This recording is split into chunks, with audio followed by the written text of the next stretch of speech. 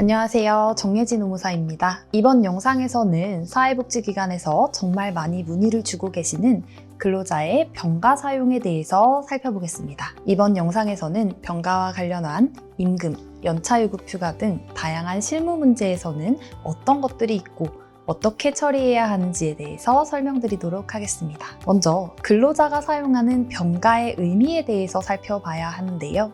병가란 근로의 제공을 의무로 하고 있는 근로자가 정신적, 육체적 질병으로 정상적인 업무가 불가능한 경우에 일정한 기간을 정해 회사에 신청하는 휴가를 의미합니다. 병가는 업무를 수행하는 중에 얻은 업무상 질병 또는 업무상 재해와 달리 개인적인 사유로 사용하는 것이므로 다양한 노동 문제가 발생할 수 있습니다. 가장 많이 주시는 질문 중에는 병가 사용 시 유급으로 처리해야 하나요? 무급으로 처리해야 하나요? 라는 부분이 있습니다. 병가는 온전히 근로자의 개인적인 사유로 사용하는 휴가이므로 근로기준법에 따로 규정하고 있는 내용은 없습니다. 즉, 병가와 관련한 규정은 회사의 내부 규율인 취업규칙이나 단체협약 등에 명시하거나 병가와 관련된 내용을 규정하고 있지 않은 경우도 존재합니다. 병가 사용에 관한 노동관계 법령에 규정 자체는 없으므로 일반적으로 회사에서는 병가 사용 시에 무급으로 처리하고 있습니다. 근로자가 개인적인 이유로 근로 제공의 의무를 다하지 못하는 것이므로 사용자에게 임금 지급의 의무도 발생하지 않기 때문인데요.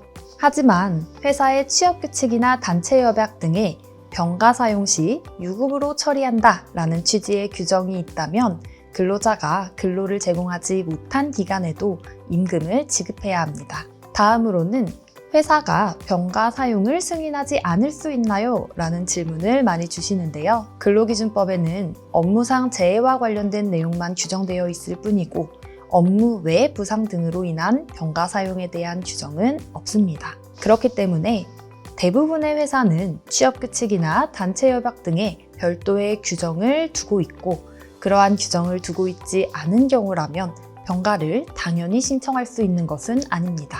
근로자가 병가를 사용해야 하는 상황이라면 취업규칙 등의 병가에 관한 규정이 있는지 여부를 먼저 확인하고 상황에 맞는 규정이 있다면 그 규정에 의거하여 병가를 사용할 수 있습니다. 근로자가 자신의 상황에 맞는 병가 규정을 확인하고 신청하였음에도 불구하고 정당한 이유 없이 회사가 병가를 허용하지 않은 경우에는 근로자가 근로를 제공하지 않았다고 하더라도 불이익한 처우를 할 수 없습니다. 다음으로는 병가를 사용한 경우 주휴수당이 발생하나요? 라는 질문이 많이 있었습니다. 주휴수당은 1주간 소정근로일을 개근한 자에게 평균 1회 이상의 유급휴일을 보장해주는 것을 의미합니다. 여기서 소정근로일이란 근로계약상 근로제공 의무가 있는 날을 의미합니다. 그러나 이런 주휴수당은 병가가 무급인지 유급인지 여부에 따라 달라질 수 있습니다. 병가가 회사의 취업규칙 또는 단체협약에 무급으로 규정되어 있는 경우에는 회사에서 결근으로 처리할 수도 있으므로 따로 주휴수당이 발생한다는 약정이나 관행이 없다면 주휴수당은 발생하지 않을 수 있습니다.